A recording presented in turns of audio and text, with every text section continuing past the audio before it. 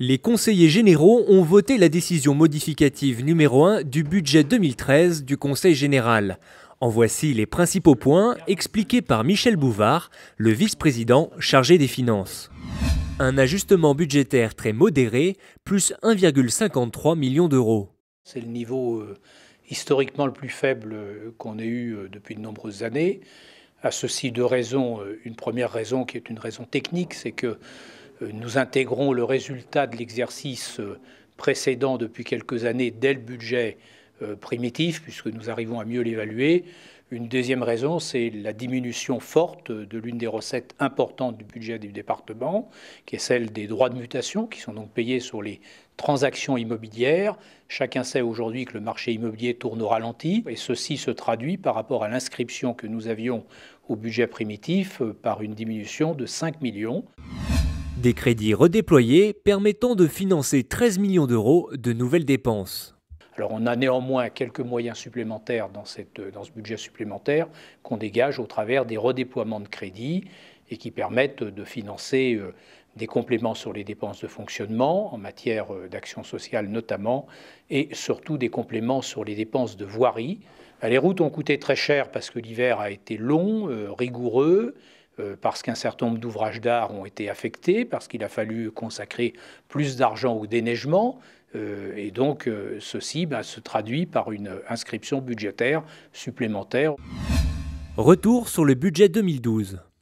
Ce budget est aussi l'occasion d'abord de l'adoption du compte administratif, qui est le résultat de l'exécution budgétaire de l'année 2012, avec des taux de réalisation qui continuent à être en progression.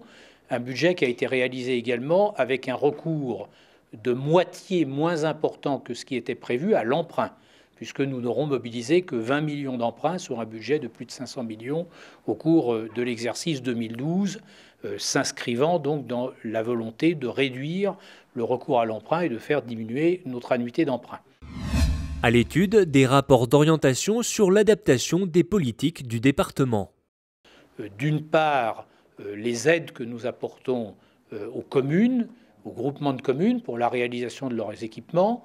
Donc nous allons franchir une nouvelle étape dans la réforme des aides à partir des rapports qui ont été préparés par chacune des commissions et par l'intercommission que président Hervé Guémard et Thierry Repentin.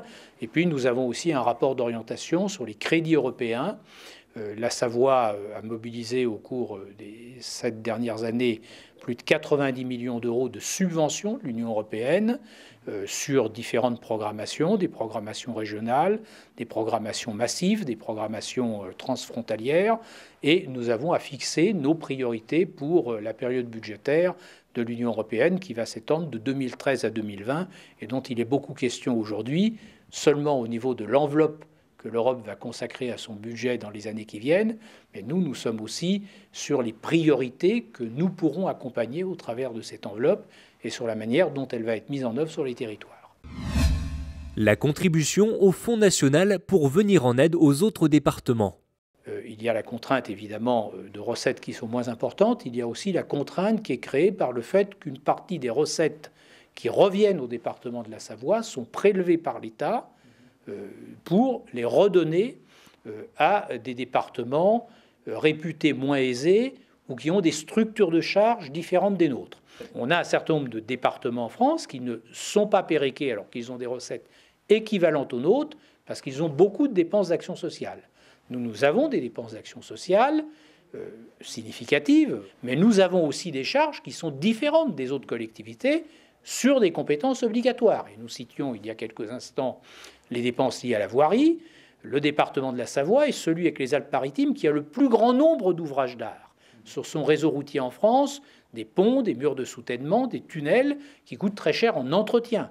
Et c'est celui qui a aussi la plus forte proportion de son réseau qui est au-delà de 1000 mètres, qui est un réseau d'altitude, avec évidemment des dépenses là aussi très importantes. Or, ceci n'est pas pris en compte dans les mécaniques de péréquation.